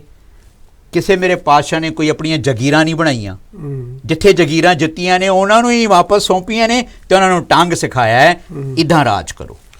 ਸੋ ਗੁਰੂ ਪਿਆਰੀ ਸਾਧ ਸੰਗਤ ਜੀਓ, ਆਪ ਜੀ ਨੇ ਬੜੇ ਪਿਆਰ ਸਤਿਕਾਰ ਦੇ ਨਾਲ ਸੁਣਿਆ ਹੈ ਕਿ ਇੱਕ ਦੁਨੀਆ ਦੀ ਸਰਕਾਰ ਹੈ ਜਿੱਥੇ ਹਮੇਸ਼ਾ ਹਲਚਲ ਮਚੀ ਰਹਿੰਦੀ ਹੈ, ਵਾਹਿਗੁਰੂ, ਦੌੜਾਂ ਲੱਗੀਆਂ ਰਹਿੰਦੀਆਂ ਨੇ। ਰਾਜ ਪ੍ਰਾਪਤ ਕਰਨ ਵਾਸਤੇ ਬੜੇ ਜ਼ੁਲਮ ਕੀਤੇ ਜਾਂਦੇ ਨੇ, ਪਰ ਗੁਰਬਾਣੀ ਸਾਨੂੰ ਇਹ ਸਮਝਾਉਂਦੀ ਹੈ ਕਿ ਇੱਕ ਸਭ ਰਾਜਾਂ ਤੋਂ ਉੱਪਰ ਰਾਜ ਹੈ ਜਿਸ ਨੂੰ ਕਹਿੰਦੇ ਨੇ ਨਿਹਚਲ ਰਾਜ। ਨਿਹਚਲ ਰਾਜ ਪ੍ਰਾਪਤ ਕਰਕੇ ਫਿਰ ਹੋਰ ਕਿਸੇ ਰਾਜ ਦੀ ਜ਼ਰੂਰਤ ਨਹੀਂ ਰਹਿ ਜਾਂਦੀ। ਕਾਇਮ ਦਾਇਮ ਸਦਾ ਪਾਤਸ਼ਾਹੀ। ਦੁਨੀਆ ਦੀਆਂ ਪਾਤਸ਼ਾਹੀਆਂ ਬਦਲਦੀਆਂ ਨੇ, ਕਦੇ ਕਿਸੇ ਦਾ ਰਾਜ, ਕਦੇ ਕਿਸੇ ਦਾ ਰਾਜ, ਪਰ ਜਿਹੜਾ ਖਾਲਸੇ ਨੇ ਰਾਜ ਪ੍ਰਾਪਤ ਕਰਨਾ ਹੈ ਉਹ ਹੈ ਕਾਇਮ ਦਾਇਮ ਸਦਾ ਪਾਤਸ਼ਾਹੀ, ਦੋਮਨਾ ਸੇਮ ਏਕ ਸੁਆਹੀ। ਅਬ ਮੈਂ ਖੂਬ ਵਤਨ ਗਏ ਭਾਈ। ਇਹ ਜਿਨ੍ਹਾਂ ਨੇ ਉਹ ਪ੍ਰਾਪਤ ਕੀਤਾ ਨਾ ਰਾਜ, ਜਿੱਥੇ ਕੋਈ ਲੜਾਈਆਂ ਝਗੜੇ ਨਹੀਂ ਹੈ, ਜਿੱਥੇ ਕੋਈ ਕਿਸੇ ਨੂੰ ਲੁੱਟਦਾ ਨਹੀਂ ਹੈ, ਕੋਈ ਕਿਸੇ ਨੂੰ ਤਕਲੀਫ ਨਹੀਂ, ਕੋਈ ਕਿਸੇ ਨੂੰ ਦੁੱਖ ਨਹੀਂ ਦਿੰਦਾ, ਉਹ ਰਾਜ ਅਸੀਂ ਵੀ ਪ੍ਰਾਪਤ ਕਰਨਾ ਹੈ। ਅਬ ਮੈਂ ਖੂਬ ਵਤਨ ਗਏ ਪਾਈ, ਉਹਾਂ ਖੈਰ ਸਦਾ ਮੇਰੇ ਭਾਈ। ਜਿੱਥੇ ਸਭ ਦੀਆਂ ਖੈਰਾਂ ਨੇ, ਜਿੱਥੇ ਸਾਰੇ ਸੁਖੀ ਵਸਦੇ ਨੇ, ਜਿੱਥੇ ਕੋਈ ਭੁੱਖਾ ਨਹੀਂ ਮਰਦਾ, ਜਿੱਥੇ ਕਿਸੇ ਨੂੰ ਕੋਈ ਲੁੱਟਦਾ ਨਹੀਂ ਹੋ, ਉਹ ਅਵਸਥਾ ਕਿਸ ਦੇ ਕੋਲ ਹੈ? ਖਾਲਸੇ ਦੇ ਕੋਲ ਹੈ। ਖਾਲਸਾ ਇਸੇ ਕਰਕੇ ਸੰਸਾਰ ਦੇ ਵਿੱਚ ਜਿੱਥੇ ਵੀ ਸੇਵਾ ਦੀ ਲੋੜ ਪੈਂਦੀ ਹੈ, ਕਿਉਂਕਿ ਸਤਿਗੁਰੂ ਨੇ ਸਮਝਾ ਦਿੱਤਾ ਕਿ ਜੋ ਸੁਖ ਗੁਰੂ ਗੋਬਿੰਦ ਕੀ ਸੇਵਾ, ਸੋ ਸੁਖ ਰਾਜ ਨਾ ਲਈਏ। ਇਹ ਦੁਨੀਆ ਦੇ ਰਾਜ ਭਾਗ ਪ੍ਰਾਪਤ ਕਰਕੇ ਕਿਤੇ ਉਹ ਸੁੱਖ, ਪਰਮ ਸੁੱਖ, ਕਿਤੇ ਆਨੰਦ ਕਿਤੇ ਪ੍ਰਾਪਤ ਹੁੰਦਾ ਹੈ ਨਹੀਂ। ਇਸ ਕਰਕੇ ਸਤਿਗੁਰੂ ਨੇ ਖਾਲਸੇ ਨੂੰ ਉਹ ਰਾਜ ਦਿੱਤਾ ਹੈ ਜਿੱਥੇ ਕਿ ਸਦਾ ਹੀ ਖੈਰਾਂ ਨੇ, ਸਦਾ ਹੀ ਸੁੱਖ ਹੈ। ਜੋ ਸੁਖ ਗੁਰੂ ਗੋਬਿੰਦ ਕੀ ਸੇਵਾ, ਸੋ ਸੁਖ ਰਾਜ ਨਾ ਲਈਏ। ਗੁਰੂ ਪਿਆਰਿਓ, ਅਗਰ ਸਮਝ ਪਿਆਏ ਤੇ ਫਿਰ ਟੈਲੀਫੋਨ ਜ਼ਰੂਰ ਕਰੋ। ਇਹ ਵਰਤਾਰਾ ਇਸ ਵੇਲੇ, ਇਹ ਆਨੰਦ ਦਾ ਵਰਤਾਰਾ ਸ਼੍ਰੀ ਪਟਨਾ ਸਾਹਿਬ ਵਿਖੇ ਚੱਲ ਰਿਹਾ ਹੈ। ਅਤੁੱਟ ਲੰਗਰ ਵਰਤ ਰਿਹਾ ਹੈ ਔਰ ਬੇਅੰਤ ਸੰਗਤਾਂ ਤੱਕ ਉਹ ਲੰਗਰ ਪਹੁੰਚਾਇਆ ਜਾ ਰਿਹਾ ਹੈ। ਤੇ ਇਸ ਦੇ ਵਿੱਚ ਆਪਾਂ ਜ਼ਰੂਰ ਯੋਗਦਾਨ ਪਾਈਏ। ਟੈਲੀਫੋਨ ਕਰੋ, ਸੇਵਾ ਕਰੋ, ਤਾਂ ਕਿ ਸਾਨੂੰ ਸਮਝ ਪਵੇ ਕਿ ਸਤਿਗੁਰੂ ਕੀ ਸੇਵਾ ਸਫਲ ਹੈ। ਜੇ ਕੋ ਕਰੇ ਚਿਤ ਲਾਏ, ਮਨ ਚਿੰਦਿਆ ਫਲ ਪਾਵਨਾ। ਸੇਵਾ ਕਰਕੇ ਹੀ ਮਨ ਇੱਛੇ ਫਲ ਮਿਲਦੇ ਨੇ। ਇਹ ਧੰਨ ਸ਼੍ਰੀ ਗੁਰੂ ਗ੍ਰੰਥ ਸਾਹਿਬ ਮਹਾਰਾਜ ਜੀ ਦੀਆਂ ਰਹਿਮਤਾਂ ਨੇ ਕਿ ਮਨ ਚਿੰਦਿਆ ਫਲ ਪਾਵਨਾ, ਹਉਮੈ ਵਿੱਚੋਂ ਜਾਏ। ਜਿਹੜੇ ਮਨ ਦੇ ਵਿੱਚ ਵਿਕਾਰ ਅਸੀਂ ਪਾਲੇ ਹੋਏ ਨੇ, ਜਿਹੜੇ ਦਿਨ ਰਾਤ ਸਾਨੂੰ ਸਤਾ ਰਹੇ ਨੇ, ਸਾਨੂੰ ਸਾੜ ਰਹੇ ਨੇ, ਗੁਰੂ ਪਾਤਸ਼ਾਹ ਕਹਿੰਦੇ ਉਹ ਸਾਰੇ ਹੀ ਖਤਮ ਹੋ ਜਾਣਗੇ। ਇੱਕ ਵਾਰ ਪ੍ਰੇਮ ਦੇ ਨਾਲ ਸੇਵਾ ਕਰਕੇ ਵੇਖ ਤਾਂ ਸਹੀ। ਸੋ ਆਸ ਹੈ ਕਿ ਸੰਗਤਾਂ ਜ਼ਰੂਰ ਇਸ ਗੱਲ ਵੱਲ ਧਿਆਨ ਦੇਣਗੀਆਂ ਕਿ ਜੋ ਸੰਗਤ ਟੈਲੀਵਿਜ਼ਨ ਦੇ ਮਾਧਿਅਮ ਦੁਆਰਾ ਜੋ ਸੇਵਾ ਚੱਲ ਰਹੀ ਹੈ, ਲੰਗਰਾਂ ਦੀ ਸੇਵਾ ਚੱਲ ਰਹੀ ਹੈ, ਅਤੁੱਟ ਲੰਗਰ ਵਰਤ ਰਹੇ ਨੇ, ਤੇ ਸਾਰੀਆਂ ਸੰਗਤਾਂ ਜ਼ਰੂਰ ਇਸ ਵਿੱਚ ਯੋਗਦਾਨ ਪਾਓ। ਸੋ ਸਤਿਗੁਰੂ ਪਾਤਸ਼ਾਹ ਦਾ ਇਹ ਹੁਕਮ ਹੈ ਕਿ ਸੇਵਾ ਕੌਣ ਕਰਨਗੇ? ਅੰਤਰ ਜਿਸ ਕੇ ਸੱਚ ਵਸੇ, ਸੱਚੇ ਸੱਚੀ ਸੋਏ। ਜਿਸ ਨੂੰ ਅੰਦਰ ਦਾ ਕੁਝ ਨਾ ਕੁਝ ਗਿਆਨ ਹੈ, ਜਿਹਨੂੰ ਪਤਾ ਕਿ ਸੱਚ ਕਿਤੇ ਬਾਹਰ ਨਹੀਂ ਹੈ, ਉਹ ਸੱਚ ਮੇਰੇ ਅੰਦਰ ਹੀ ਹੈ। ਤੇ ਅਸੀਂ ਮਨ ਜੀਤੇ ਜਗ ਜੀਤ, ਮਨ ਨੂੰ ਜਿੱਤ ਲਿਆ, ਸਮਝ ਲੈਣਾ ਜਗ ਜਿੱਤ ਲਿਆ। ਜਿਸ ਦਾ ਮਨ ਤੇ ਕੰਟਰੋਲ ਹੋ ਗਿਆ, ਸਮਝ ਲੈਣਾ ਉਸਨੇ ਨਿਹਚਲ ਰਾਜ ਕਮਾ ਲਿਆ। ਇਸ ਕਰਕੇ ਸਤਿਗੁਰੂ ਪਾਤਸ਼ਾਹ ਅੰਦਰ ਦੀ ਗੱਲ ਕਰ ਰਹੇ ਨੇ। ਅੰਤਰ ਜਿਸ ਕੈ ਸੱਚ ਵਸੈ, ਸੱਚੇ ਸੱਚੀ ਸੋਏ, ਸੱਚ ਮਿਲੇ ਸੇ ਨਾ ਵਿਛੜੇ, ਤਿਨ ਨਿਜ ਘਰ ਵਾਸਾ ਹੋਏ। ਨਿਜ ਘਰ ਕਿਹੜਾ? ਉਹ ਹੀ ਨਿਹਚਲ ਰਾਜ, ਉਹ ਆਪਾਂ ਪ੍ਰਾਪਤ ਕਰਨਾ ਹੈ। ਨਿਜ ਘਰ ਮਹਿਲ ਪਾਵੋ ਸੁਖ ਸਹਿਜੇ, ਬਹੁ ਨਾ ਹੋਏ ਗੋ ਫੇਰਾ। ਇਸ ਕਰਕੇ ਸਤ ਸੰਗੀ ਜਨੋ, ਗੁਰਬਾਣੀ ਨੂੰ ਪੜ੍ਹੋ, ਸੁਣੋ, ਵਿਚਾਰੋ। ਤੇ ਸਾਰੀਆਂ ਸੰਗਤਾਂ ਨੂੰ ਬੇਨਤੀ ਹੈ, ਅਗਰ ਆਪ ਜੀ ਦੇ ਕੋਲ ਵਿਚਾਰਨ ਦਾ ਸਮਾਂ ਨਹੀਂ ਹੈ ਤੇ ਸੰਗਤ ਟੈਲੀਵਿਜ਼ਨ ਦੇ ਮਾਧਿਅਮ ਦੁਆਰਾ ਸ਼੍ਰੀ ਦਰਬਾਰ ਸਾਹਿਬ ਤੋਂ, ਸ਼੍ਰੀ ਅੰਮ੍ਰਿਤਸਰ ਸਾਹਿਬ ਤੋਂ ਜੋ ਸਵੇਰੇ ਪਾਵਨ ਪਵਿੱਤਰ ਹੁਕਮਨਾਮਾ ਆਉਂਦਾ ਹੈ, ਰੂਹਾਨੀਅਤ ਗਿਆਨ ਵੰਡਿਆ ਜਾਂਦਾ ਹੈ, ਅੰਮ੍ਰਿਤ ਵੰਡਿਆ ਜਾਂਦਾ ਹੈ, 7 ਤੋਂ 8 ਵਜੇ ਤੱਕ ਜ਼ਰੂਰ ਜੁੜਿਆ ਕਰੋ। ਔਰ ਸਤਿਗੁਰੂ ਪਾਤਸ਼ਾਹ ਕਿਰਪਾ ਕਰਨ, ਸਾਡਾ ਹੌਲੀ ਹੌਲੀ ਮਨ ਪਤੀਜ ਜਾਵੇਗਾ, ਮੰਨ ਜਾਵੇਗਾ ਕਿ ਅਸੀਂ ਸਤਿਗੁਰੂ ਦੀ ਸੇਵਾ ਕਰਨੀ ਹੈ, ਅਸੀਂ ਸਤਿਗੁਰੂ ਦੇ ਬਚਨਾਂ ਨੂੰ ਕਮਾਉਣਾ ਹੈ। ਸੋ ਗੁਰੂ ਪਾਤਸ਼ਾਹ ਕਿਰਪਾ ਕਰਨ, ਆਪਾਂ ਗੁਰਬਾਣੀ ਦਾ ਲੜ ਪਕੜਿਆ ਹੈ ਤੇ ਇਹ ਪਕੜ ਕੇ ਹੀ ਰੱਖਣਾ ਹੈ, ਤਾਂ ਕਿ ਅਸੀਂ ਇਸ ਭਵਜਲ ਸੰਸਾਰ ਤੋਂ ਪਾਰ ਉਤਰ ਸਕੀਏ। ਤੇ ਆਪਣੇ ਜੀਵਨ ਦੇ ਵਿੱਚ ਅਸੀਂ ਕਿਹੋ ਜਿਹੇ ਕਰਮ ਕਰਨੇ ਨੇ, ਉਹ ਗੁਰਮਤਿ ਦੇ ਅਨੁਸਾਰ ਹੀ ਕਰਮ ਕਰਨੇ ਨੇ, ਜਿਹੜੇ ਕਰਮ ਨੇ ਸੇਵਾ ਤੇ ਸਿਮਰਨ ਦੇ। ਜਿਨ੍ਹਾਂ ਨੇ ਇਹ ਦੋ ਚੀਜ਼ਾਂ ਸਮਝ ਲਈਆਂ ਗੁਰੂ ਪਿਆਰਿਓ, ਉਹ ਆਪਣਾ ਵੀ ਜੀਵਨ ਸਫਲਾ ਕਰ ਜਾਂਦੇ ਨੇ ਤੇ ਦੂਸਰਿਆਂ ਦਾ ਜੀਵਨ ਵੀ ਸਫਲਾ ਕਰ ਦਿੰਦੇ ਨੇ। ਸੋ ਅਗਲੀਆਂ ਜੋ ਪੰਕਤੀਆਂ ਨੇ, ਮੇਰੇ ਰਾਮ ਮੈਂ ਹਰ ਬਿਨ ਅਵਰ ਨਾ ਕੋਏ, ਇਹ ਭਾਈ ਸਾਹਿਬ ਜੀ ਸਮਝਾਉਣਗੇ ਕਿ ਪ੍ਰਮਾਤਮਾ ਤੋਂ ਬਿਨਾਂ ਸਾਡਾ ਕੋਈ ਆਸਰਾ ਨਹੀਂ ਹੈ। ਮੇਰੇ ਰਾਮ ਮੈਂ ਹਰ ਬਿਨ ਅਵਰ ਨ ਕੋਏ, ਸਤਿਗੁਰੂ ਸੱਚ ਪ੍ਰਭੂ ਨਿਰਮਲਾ, ਸ਼ਬਦ ਮਿਲਾਵਾ ਹੋਏ। ਤੋ ਗੁਰੂ ਪਿਆਰਿਓ, ਇਸ ਸੱਚੇ ਸ਼ਬਦ ਨਾਲ ਜੁੜੇ ਹੋਏ ਹੈਗੇ ਹੋ। ਜਿਤਨਾ ਹੋ ਸਕਦਾ ਹੈ ਇਸ ਸ਼ਬਦ ਦਾ ਪੜ੍ਹਨਾ, ਬੁੱਝਣਾ, ਵਿਚਾਰਨਾ ਤੇ ਆਪਣੇ ਜੀਵਨ 'ਚ ਢਾਲਣਾ। ਇਹ ਸ਼ਬਦ ਹੀ ਇੱਕੋ ਇੱਕ ਨਿਸਤਾਰਾ ਹੈ। ਇਸ ਸ਼ਬਦ ਗੁਰੂ ਗ੍ਰੰਥ ਸਾਹਿਬ ਜੀ ਮਹਾਰਾਜ ਦੇ ਸ਼ਬਦ ਰਾਹੀਂ ਅਸੀਂ ਆਪਣਾ ਇਹ ਜੀਵਨ ਸਫਲਾ ਕਰ ਸਕਦੇ ਹਾਂ। ਅਧਿਆਤਮਿਕ ਤਲ 'ਤੇ ਮੇਰੇ ਵੀਰ ਨੇ ਜੋ ਸਾਂਝ ਪਾਈ ਕਿ ਵੀ ਇਹ ਰਾਜ ਜਿਹੜਾ ਹੈਗਾ ਅਸਾਂ ਨੇ ਕਮਾਉਣਾ ਹੈ, ਇਸ ਰਾਜ 'ਤੇ ਅਸਾਂ ਨੇ ਪੂਰਨ ਰੂਪ 'ਤੇ ਕੰਸਨਟਰੇਟ ਹੋਣਾ ਹੈ। ਤੇ ਇੱਦਾਂ ਹੀ ਮੇਰੇ ਵੀਰ ਦੀ ਸਾਂਝ ਵਿੱਚ ਮੇਰੇ 6ਵੇਂ ਪਾਤਸ਼ਾਹ ਨੂੰ ਫਕੀਰ ਸ਼ਾਹ ਦੌਲਾ ਜੀ ਇੱਕ ਮਨ ਦੇ ਵਲਵਲਿਆਂ ਨਾਲ ਸਾਂਝ ਪਾਉਂਦੇ ਨੇ, ਕਿਉਂਕਿ ਮੇਰੇ 6ਵੇਂ ਪਾਤਸ਼ਾਹ ਦਾ ਹੁਣ ਜਿਹੜਾ ਪ੍ਰਕਾਸ਼ ਹੈ ਚਾਰੋਂ ਪਾਸੇ ਵੱਧ ਚੜ੍ਹ ਕੇ ਸਾਹਮਣੇ ਆ ਰਿਹਾ ਹੈ। ਇੱਕ ਯੋਧਾ ਤੇ ਇੱਕ ਰਾਜਾ ਦੇ ਤੌਰ ਦੇ ਉੱਤੇ, ਨਾਲ ਸੈਨਾ ਵੀ ਹੈ ਤੇ ਨਾਲ ਰਾਜਪਾਟ ਦੇ ਠਾਠ ਵੀ ਨੇ। ਤੇ ਇੱਕ ਫਕੀਰ ਸ਼ਾਹ ਦੌਲਾ ਜੀ ਸਵਾਲ ਕਰਦੇ ਨੇ ਕਿ ਸਤਿਗੁਰੂ ਜੀ ਤੁਸਾਂ ਵਿਆਹ ਵੀ ਰਚਾਏ ਨੇ ਤੇ ਔਰਤ ਕਿਆ, ਫਕੀਰੀ ਕਿਆ, ਤੇ ਅੱਗੇ ਦੌਲਤ ਵੀ ਵਾਵਾ ਹੈ ਕਿਉਂਕਿ ਹੁਣ ਰਾਜਪਾਟ ਨੇ। ਤੇ ਫਿਰ ਦੌਲਤ ਹੈ ਤਾਂ ਫਿਰ ਤਿਆਗੀ ਕਿੱਥੋਂ ਹੋਇਆ, ਤਿਆਗੀ ਕਿਆ। ਤੇ ਫਿਰ ਹੁਣ ਸ਼ੁਕਰ ਸਾਹਿਬਜ਼ਾਦੇ ਵੀ ਹੈ ਨੇ ਤੇ ਪੁੱਤਰ ਹੈ ਤਾਂ ਵੈਰਾਗ ਕੀ। ਤੇ ਜੇ ਹਿੰਦੂ, ਕਿਉਂਕਿ ਸਿੱਖੀ ਤੇ ਸਾਡੀ ਚੱਲ ਪਈ ਹੈ, ਤੇ ਉਹ ਪੀਰ ਜੀ ਪੁੱਛਦੇ ਨੇ ਕਿ ਜੇ ਹਿੰਦੂ ਕਹਾਉਂਦੇ ਆ ਤੇ ਫਿਰ ਪੀਰੀ ਕਿੱਥੋਂ ਹੈ। ਤੇ ਮੇਰੇ ਸਤਿਗੁਰੂ ਜੀ ਇੱਥੇ ਮੀਰੀ ਪੀਰੀ ਦੇ ਮਾਲਕ ਨੇ, ਉਹ ਨਿਰਲੇਪ ਇਹਨਾਂ ਮਾਇਆ ਤੋਂ, ਜੈਸੀ ਅਗਨ ਉਦਰ में ਤੈਸੀ ਬਾਹਰ ਮਾਇਆ। ਇਸ ਮਾਇਆ ਤੋਂ ਕਿੱਦਾਂ ਨਿਰਲੇਪ ਨੇ, ਉਸ ਪੀਰ ਜੀ ਦੇ ਵਿਸਤਾਰਾ ਕਰਦੇ ਨੇ। ਮਹਾਰਾਜ ਦੇ ਵਚਨ ਨੇ ਕਿ औरत ईमान, दौलत गुजरान, पुत्र निशान। ते प्यारियों, पीरी ना हिंदू ना मुसलमान, किसी ने कोई बन थोड़ी ली है। जेड़ा इत्थों मन तो निर्मल हो गया वो कोई भी हो सकता है। ते औरत नाल विआह कीता है तो ये नियम है। ईमान मेरा नहीं डोलदा, ये सच है। दौलत जिहड़ी है गुजरान है, गुजरान भी वो पातशाह ने अपने वास्ते नहीं, किते एक ਰੱਤੀ ਭਰ ਨਾ ਕੁਝ ਆਪਣੇ ਨਾਂ ਲਿਖਾਇਆ ਨਾ ਕੁਝ। ਤੇ ਇਸ ਖਲਕਤ ਵਾਸਤੇ ਹੀ ਹੈ, ਇਸ ਸਮਾਜ ਵਾਸਤੇ ਹੀ ਹੈ। ਔਰਤ ਈਮਾਨ, ਦੌਲਤ ਗੁਜ਼ਰਾਨ, ਪੁੱਤਰ ਨਿਸ਼ਾਨ ਹੈ। ਇਹ ਨਿਯਮ ਹੈ, ਸ੍ਰਿਸ਼ਟੀ ਇਦਾਂ ਹੀ ਚੱਲ ਰਹੀ ਹੈ। ਤੇ ਜਿੱਥੇ ਆ ਗਈ ਪੀਰੀ ਦੀ ਗੱਲ, ਉਹ ਭਰਾਵੋ ਨਾ ਉਹ ਹਿੰਦੂ ਹੈ ਨਾ ਉਹ ਮੁਸਲਮਾਨ ਹੈ, ਸੱਚ ਦੀ ਖੇਡ ਹੈ ਜੋ ਸਤਿਗੁਰੂ ਜੀ ਸਾਨੂੰ ਗੁਰਬਾਣੀ ਰਾਹੀਂ ਇੱਥੇ ਚਾਨਣ ਬਖਸ਼ਦੇ ਨੇ। ਮੇਰੇ ਰਾਮ ਮੈਂ ਹਰ ਬਿਨ ਅਵਰ ਨਾ ਕੋਏ, ਉਸ ਅਕਾਲ ਪੁਰਖ, ਉਸ ਰੱਬ ਵਾਹਿਗੁਰੂ, ਸਾਨੂੰ ਵਾਹਿਗੁਰੂ ਸ਼ਬਦ ਮਿਲਿਆ ਹੈ। 1402 ਅੰਗ ਤੇ ਗੁਰਮੰਤਰ ਸਾਨੂੰ ਬਖਸ਼ਦੇ ਨੇ।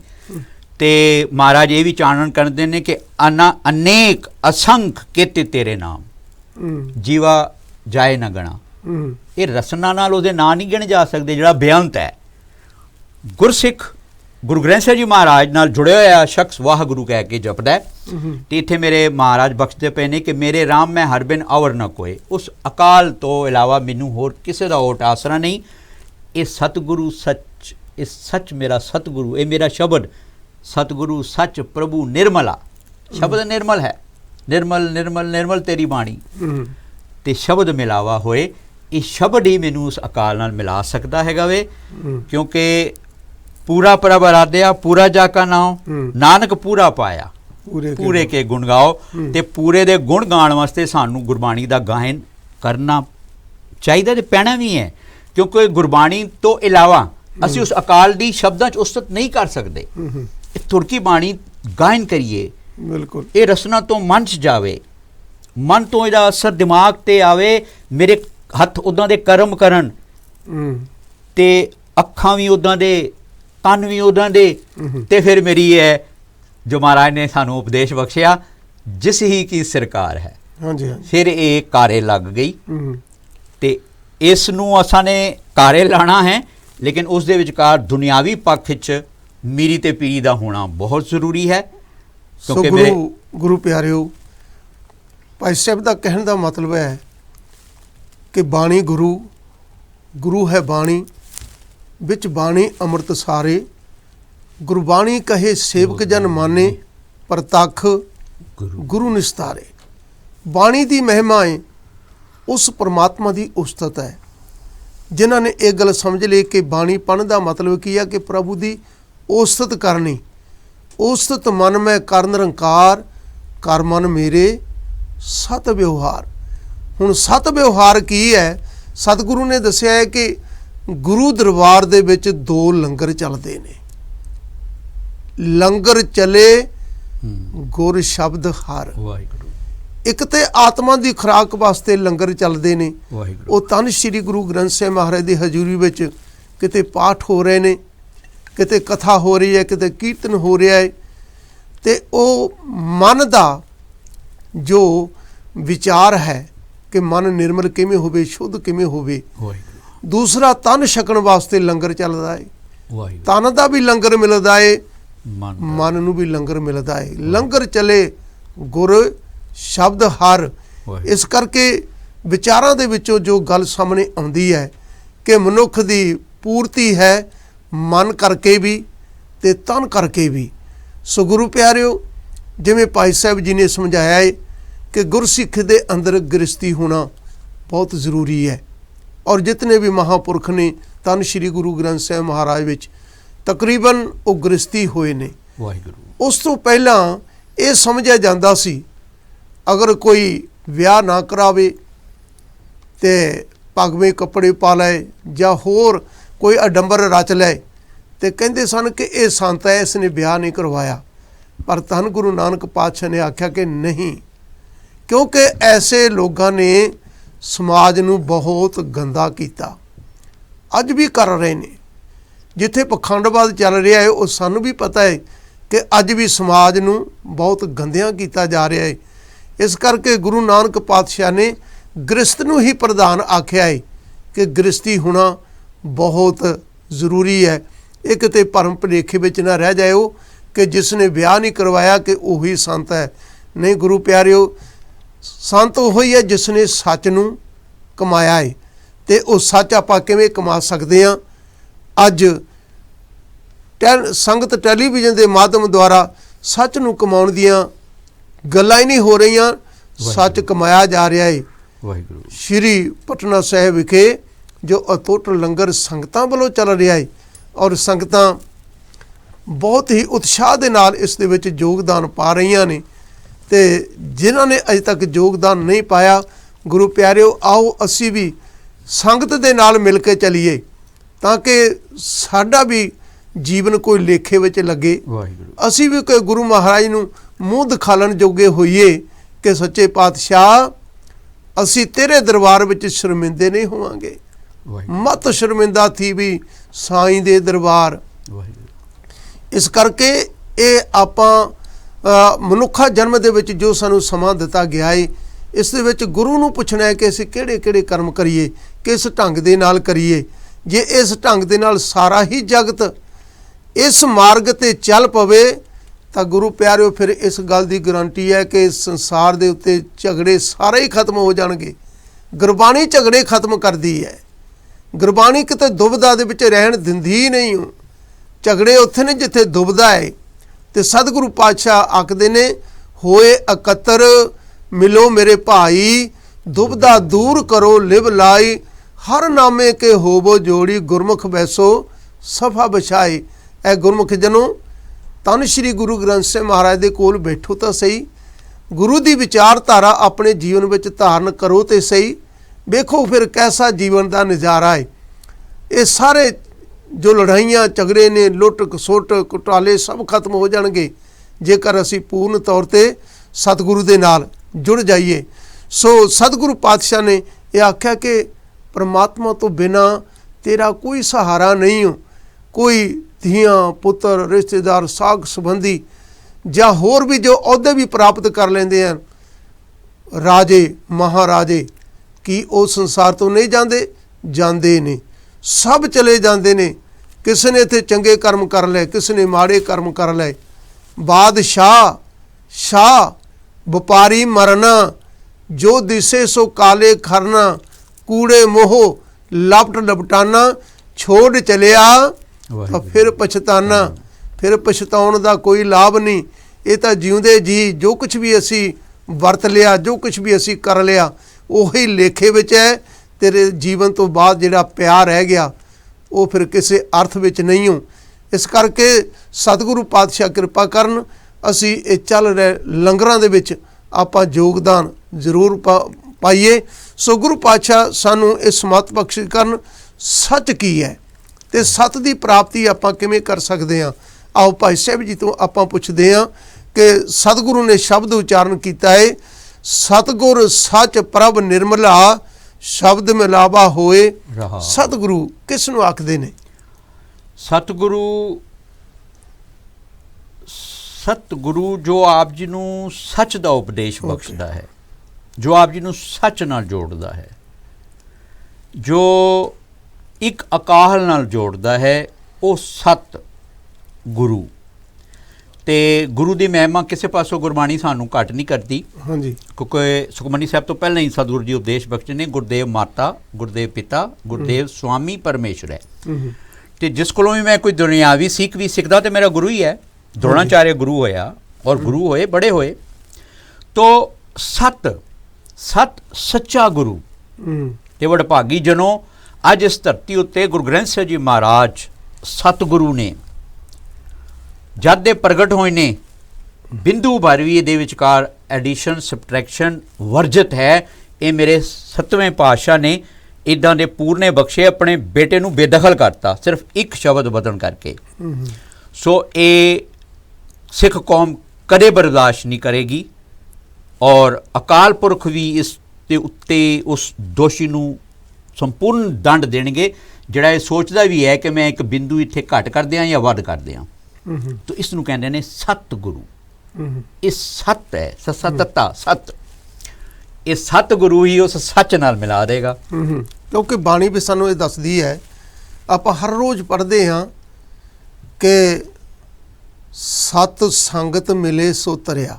ਵਾਹਿਗੁਰੂ। ਸਤ ਪੁਰਖ ਜਿਨ ਜਾਣਿਆ। ਜਿਨ ਪੜ੍ਹਿਆ, ਜਿਨ ਸੁਣਿਆ ਉਹਦੀ ਗੱਲ ਨਹੀਂ, ਜਿਨ ਜਾਣਿਆ। ਸਤਪੁਰਖ ਕੌਣ? ਅਕਾਲ ਪੁਰਖ, ਪ੍ਰਭੂ ਪਰਮਾਤਮਾ ਜਿਸ ਨੇ ਜਾਣਿਆ ਹੈ। ਸਤਪੁਰਖ ਜਿਨ ਜਾਣਿਆ ਸਤਗੁਰ, ਤਿਸ ਕਾ ਨਾਮ ਤਿਸ ਕੇ ਸੰਗ ਸਿੱਖ ਉਧਰੇ ਨਾਨਕ ਹਰ ਗੁਣ ਗਾਓ। ਜਿਹੜਾ ਐਸੇ ਸੱਚੇ ਸਤਿਗੁਰੂ ਦੇ ਨਾਲ ਮਿਲ ਗਿਆ, ਜੁੜ ਗਿਆ, ਵਿਚਾਰਧਾਰਾ ਜਿਸ ਨੇ ਹਾਸਲ ਕਰ ਲਈ ਹੈ, ਸਤਿਗੁਰੂ ਪਾਤਸ਼ਾਹ ਕਹਿੰਦੇ ਐਸੇ ਸਿੱਖਾਂ ਦਾ ਵੀ ਉਦਾਰ ਜ਼ਰੂਰ ਹੋਵੇਗਾ। ਸੋ ਗੁਰੂ ਪਾਤਸ਼ਾਹ ਕਿਰਪਾ ਕਰਨ, ਅਸੀਂ ਆਪਣੇ ਜੀਵਨ ਨੂੰ ਐਵੇਂ ਵਿਅਰਥ ਨਾ ਗਵਾਈਏ। ਗੁਰਬਾਣੀ ਨੇ ਸਭ ਗੱਲਾਂ ਸਾਡੇ ਸਾਹਮਣੇ ਰੱਖੀਆਂ ਨੇ ਕਿ ਗੁਰੂ ਜਿਨ੍ਹਾਂ ਕਾ ਅੰਧਲਾ ਸਿੱਖ ਵੀ ਅੰਧੇ ਕਰਮ ਕਰੇਨ, ਉਹ ਭਾਣੇ ਚੱਲਣ ਆਪਣੇ ਨਿਤ ਝੂਠੋ ਝੂਠ ਬਲੇਨ। ਕਿੱਥੇ ਸਾਡੇ ਜੀਵਨ ਦਾ ਭਲਾ ਹੋਵੇਗਾ? ਜਿਹੜੇ ਸਤਿਗੁਰੂ ਜਿਨ੍ਹਾਂ ਨੂੰ ਆਖਦੇ ਹਾਂ, ਜਿਹੜੇ ਆਪ ਡੁੱਬੇ ਚੌ ਵੇਦ ਮੈਂ ਚੇਲੇ ਦੀਏ ਬਹਾਏ, ਉਹਨਾਂ ਨੇ ਆਪ ਤੇ ਡੁੱਬਣਾ ਹੀ ਹੈ ਤੇ ਚੇਲੇ ਵੀ ਨਾਲ ਡੁੱਬ ਜਾਣਗੇ। ਇਸ ਕਰਕੇ ਸਾਹਿਬ ਜਿਸ ਕਾ ਨੰਗਾ ਭੁੱਖਾ ਹੋਵੇ, ਤਿਸ ਦਾ ਨਫਰ ਕਿੱਥੋਂ ਰਜ ਖਾਏ। ਜੇ ਸਾਹਿਬ ਕੇ ਘਰ ਬਤ ਹੋਵੇ, ਸੋ ਨਫਰੇ ਹੱਥ ਆਵੇ, ਅਣਹੋਂਦੀ ਕਿੱਥੋਂ ਪਾਏ। ਐਸਾ ਸਤਿਗੁਰੂ ਜਿਹੜਾ ਆਪਣੇ ਸਿੱਖਾਂ ਦੀਆਂ ਜੇਬਾਂ ਵੱਲ ਵੇਖਦਾ ਏ ਕਿ ਕੀ ਆਣ ਕੇ ਚੜਾਉਂਦਾ ਏ, ਕੀ ਆਣ ਕੇ ਅਰਪਣ ਕਰਦਾ ਏ। ਗੁਰੂ ਪਾਤਸ਼ਾਹ ਕਹਿੰਦੇ ਉਹ ਕਿਸੇ ਨੂੰ ਕੀ ਦੇ ਸਕਦਾ ਏ। ਧੰਨ ਸ਼੍ਰੀ ਗੁਰੂ ਗ੍ਰੰਥ ਸਾਹਿਬ ਮਹਾਰਾਜ, ਕੋਈ ਲਾਲਚ ਨਹੀਂ ਹੋ ਇੱਥੇ। ਤੇ ਜਿਹੜਾ ਵੀ ਸ਼ਰਧਾ ਕਰਕੇ ਆ ਜਾਂਦਾ ਏ, ਸਤਿਗੁਰੂ ਪਾਤਸ਼ਾਹ ਕਹਿੰਦੇ ਨੇ ਮਨਸਾ ਧਾਰ ਜੋ ਘਰ 'ਤੇ ਆਵੇ, ਸਾਧ ਸੰਗ ਜਨਮ ਮਰਨ ਮਿਟਾਵੇ, ਆਸ ਮਨੋਰਥ ਪੂਰਨ ਹੋਵੇ। ਸਤਿਗੁਰ ਜਿਨ੍ਹਾਂ ਨੂੰ ਮਿਲਿਆ ਏ, ਉਹਦੀਆਂ ਆਸਾਂ ਮੁਰਾਦਾਂ ਪੂਰੀਆਂ ਹੁੰਦੀਆਂ ਨੇ। ਸੋ ਸਤ ਸੰਗੀ ਜਨੋ, ਗੁਰੂ ਪਾਤਸ਼ਾਹ ਵਾਰ-ਵਾਰ ਉਪਦੇਸ਼ ਦਿੰਦੇ ਨੇ ਕਿ ਆਓ ਆਪਾਂ ਮਿਲ ਕੇ ਇਸ ਸੰਸਾਰ ਦੀ ਸੇਵਾ ਕਰੀਏ। ਸ਼੍ਰੀ ਪਟਨਾ ਸਾਹਿਬ ਵਿਖੇ ਜੋ ਸੰਗਤ ਟੈਲੀਵਿਜ਼ਨ ਵੱਲੋਂ ਅਤੁੱਟ ਲੰਗਰ ਸੰਗਤਾਂ ਵਾਸਤੇ, ਉਹਨਾਂ ਭੁੱਖਿਆਂ ਵਾਸਤੇ, ਉਹਨਾਂ ਗਰੀਬਾਂ ਵਾਸਤੇ ਜੋ ਚੱਲ ਰਿਹਾ ਏ, ਇਸ ਦੇ ਵਿੱਚ ਆਪਾਂ ਵੀ ਯੋਗਦਾਨ ਪਾਈਏ ਤਾਂ ਕਿ ਸਤਿਗੁਰੂ ਪਾਤਸ਼ਾਹ ਦੇ ਦਰਬਾਰ ਵਿੱਚ ਆਪਾਂ ਵੀ ਜਾ ਕੇ, ਆਪਾਂ ਵੀ ਹਾਜ਼ਰ ਹੋ ਕੇ ਕਹਿ ਸਕੀਏ ਕਿ ਸੱਚੇ ਪਾਤਸ਼ਾਹ ਆਪ ਜੀ ਦਾ ਹੁਕਮ ਮੰਨਿਆ ਸੀ। ਹੁਕਮ ਮੰਨੀਏ ਹੋਵੇ ਪ੍ਰਵਾਨ, ਤਾਂ ਖਸਮੇ ਕਾ ਮਹਿਲ ਪਾਏ ਸੀ। ਸੋ ਗੁਰੂ ਪਾਤਸ਼ਾਹ ਕਿਰਪਾ ਕਰਨ। ਆਓ ਸਮੇਂ ਦੀ ਸਮਾਪਤੀ ਹੈ, ਅਖੀਰ ਵਿੱਚ ਆਪ ਸੰਗਤਾਂ ਨੂੰ ਤੇ ਮੇਰੇ ਵੀਰ ਨੇ ਬੜੇ ਸੋਹਣੇ ਸ਼ਬਦਾਂ ਦੇ ਵਿਚਕਾਰ ਸਾਨੂੰ ਕਾਫੀ ਕੁਝ ਜਾਣੂ ਕਰਾਇਆ। ਤੇ ਸਾਡੇ ਗੁਰੂ ਦੀ ਕਿਰਪਾ ਨਾਲ ਜਿਹੜੇ ਅੱਜ ਦੇ ਸਤਿਗੁਰਾਂ ਦੇ ਉਪਦੇਸ਼ 'ਤੇ ਅਸੀਂ ਵਿਚਾਰ ਕਰ ਰਹੇ ਸਾਂ, ਇੱਥੇ ਸਤਿਗੁਰੂ ਸੱਚ ਪ੍ਰਭੂ ਨਿਰਮਲਾ ਸ਼ਬਦ ਮਿਲਾਵਾ ਹੋਏ, ਇੱਥੇ ਰਹਾ ਉੱਡਾ ਬਣ ਰਹੇ। ਤੇ ਇਸ ਤੋਂ ਬਾਹਰ ਹੀ ਜਿਹੜੇ ਸਤਿਗੁਰੂ ਜੀ ਉਪਦੇਸ਼ ਬਖਸ਼ਦੇ ਨੇ, ਇਹ ਉਪਦੇਸ਼ ਕਮਾਣਾ ਅਤ ਜ਼ਰੂਰੀ ਹੈ। ਮਹਾਰਾਜ ਦੇ ਉਪਦੇਸ਼ ਨੇ ਸ਼ਬਦ ਮਿਲੇ ਸੋ ਮਿਲ ਰਹੇ, ਜਿਸ ਨੂੰ ਆਪੇ ਲਏ ਮਿਲਾਏ, ਜਿਸ ਨੂੰ ਆਪੇ ਲਏ ਮਿਲਾਏ। ਦੂਜੇ ਭਾਏ ਕੋ ਨਾ ਮਿਲੇ, ਫਿਰ ਆਵੇ ਜਾਏ। ਤੋ ਗੁਰੂ ਪਿਆਰਿਓ, ਸ਼ਬਦ ਨਾਲ ਜੁੜਦਿਆਂ ਹੋਇਆਂ, ਮੇਰੇ ਸਤਿਗੁਰਾਂ ਦੇ ਹਾਜ਼ਰੀ ਪੜ੍ਹਦੇ ਹੋਇਆਂ, ਹਮੇਸ਼ਾ ਆਪਣੇ ਇਸ ਮਨ ਨੂੰ ਨਾ ਮਾਰ ਕੇ ਰੱਖਣਾ ਹੈ। ਇਸ ਨੂੰ ਮਾਰਨਾ ਹੈ। ਜਦ ਤੱਕ ਇਹ ਨਹੀਂ ਮਰੇਗਾ, ਕਿਰਪਾ ਕਣੇਰੀ ਤੋਂ ਵਾਂਝੇ ਰਹਿ ਜਾਵਾਂਗੇ। ਅਸੀਂ ਨਿਤਨੇਮ ਕਰਕੇ, ਵਿਚਾਰਾਂ ਕਰਕੇ, ਸਹਿਜ ਸੁਭਾਅ ਨਾਲ ਇੱਕ ਅੰਦਰ ਹੁਮੇ ਉੱਠ ਪੈਂਦੀ ਹੈ। ਮੈਂ ਕੁਝ ਸਮਝ ਗਿਆ, ਮੈਂ ਕੁਝ ਕਹਿਣ ਜੋਗਾ ਹੋ ਗਿਆ, ਮੈਂ ਕੁਝ ਕਰਨ ਜੋਗਾ ਹੋ ਗਿਆ। ਇੱਥੇ ਸਾਨੂੰ ਕਿਰਪਾਵਾਂ 'ਚ, ਕਣੇਰੀ ਲੈਣ 'ਚ ਵਿਘਨ ਆ ਜਾਂਦੇ ਨੇ। ਇੱਥੇ ਹੀ ਸਤਿਗੁਰਾਂ ਨੇ ਸਮਝਾਤਾ ਹੈਗਾ ਕਿ ਸ਼ਬਦ ਮਿਲੇ ਸੋ ਮਿਲ ਰਹੇ, ਜਿਸ ਨੂੰ ਆਪੇ ਲਏ ਮਿਲਾਏ। ਅਤੇ ਉਹ ਆਪ ਅਕਾਲ ਪੁਰਖ ਉਹਨਾਂ ਨੂੰ ਤਾਂ ਗੱਲ ਲਾ ਹੀ ਲੈਂਦਾ ਨਾ, ਜਿਨ੍ਹਾਂ ਦੇ ਅੰਦਰੋਂ ਮੈਂ ਮਰ ਜਾਂਦੀ ਹੈ, ਧਰੂ ਪ੍ਰਹਿਲਾਦ ਜੀ ਕਰਕੇ ਪ੍ਰਗਟ ਹੋ ਗਏ। ਤੋ ਅਸੀਂ ਜੁੜਦੇ ਹੋਇਆਂ ਇਸ ਮੈਂ ਨੂੰ ਮਾਰਨਾ ਹੈ। ਜਿਤਨੀ ਵਿਚਾਰ ਸਤਿਗੁਰ ਬਖਸ਼ੀ, ਇਹ ਸਤਿਗੁਰ ਦੀ ਕਿਰਪਾ ਹੈ। ਜਿਤਨੀ ਕਿਰਤ ਦੇ ਵਿਚਕਾਰ ਸੇਵਾ ਬਖਸ਼ੀ, ਹੁਣ ਲੰਗਰਾਂ ਵਾਸਤੇ ਸਤਿਗੁਰੂ ਜੀ ਜੋ ਬਖਸ਼ਣਗੇ, ਉਹਨਾਂ ਦੀ ਕਿਰਪਾ ਹੈ। ਅਤੇ ਕਿਰਪਾ ਕਣੇਰੀ ਲੈਣ ਵਾਸਤੇ ਮਹਾਰਾਜ ਦੇ ਉਪਦੇਸ਼ ਹੈਗੇ ਨੇ ਕਿ ਵਿੱਚ ਦੁਨੀਆ ਸੇਵ ਕਮਾਈ ਹੈ, ਤਾਂ ਦਰਗਾਹ ਵੈਸਣ। ਸੋ ਗੁਰੂ ਪਿਆਰੀ ਸਾਧ ਸੰਗਤ ਜੀਓ, ਆਪ ਜੀ ਨੇ ਬਹੁਤ ਹੀ ਪ੍ਰੇਮ ਪਿਆਰ ਸਤਿਕਾਰ ਦੇ ਨਾਲ, ਸ਼ਰਧਾ ਦੇ ਨਾਲ ਗੁਰਬਾਣੀ ਇਸ ਜੱਗ ਮੈਂ ਚਾਨਣ ਪ੍ਰੋਗਰਾਮ ਦੀਆਂ ਵਿਚਾਰਾਂ ਹੋਈਆਂ ਨੇ। ਸਤਿਗੁਰੂ ਪਾਤਸ਼ਾਹ ਕਿਰਪਾ ਕਰਨ, ਜਿਤਨੀਆਂ ਵੀ ਸੰਗਤਾਂ ਜੁੜੀਆਂ ਨੇ ਸਭ ਨੂੰ ਖੁਸ਼ੀਆਂ ਮਿਲਣ ਅਤੇ ਸਭ ਦੇ ਘਰਾਂ ਵਿੱਚ ਤੰਦਰੁਸਤੀ। ਜੋ ਇਸ ਵੇਲੇ ਮਹਾਂਮਾਰੀ ਦਾ ਸਮਾਂ ਚੱਲ ਰਿਹਾ ਹੈ, ਸਤਿਗੁਰੂ ਪਾਤਸ਼ਾਹ ਹੀ ਦੂਰ ਕਰ ਸਕਦੇ ਨੇ। ਇਸ ਕਰਕੇ ਅਸੀਂ ਗੁਰੂ ਪਾਤਸ਼ਾਹ ਦੇ ਨਾਲ ਜੁੜੀਏ ਤਾਂ ਕਿ ਸਾਨੂੰ ਉਹ ਖੁਸ਼ੀਆਂ ਵਾਲੇ ਜੀਵਨ ਮਿਲ ਸਕਣ। ਸੋ ਇਸ ਸਮੇਂ ਦੀ ਸੇਵਾ ਜ਼ਰੂਰ ਲਿਆ ਕਰੋ। ਹੋਈਆਂ ਭੁੱਲਾਂ ਦੀ ਖਿਮਾ ਗੁਰੂ ਪਾਤਸ਼ਾਹ ਸਾਧ ਸੰਗਤ ਬਖਸ਼ਣ ਜੋਗੋ ਬਖਸ਼ ਲੈਣਾ। ਵਾਹਿਗੁਰੂ ਜੀ ਕਾ ਖਾਲਸਾ, ਵਾਹਿਗੁਰੂ ਜੀ ਕੀ ਫਤਿਹ।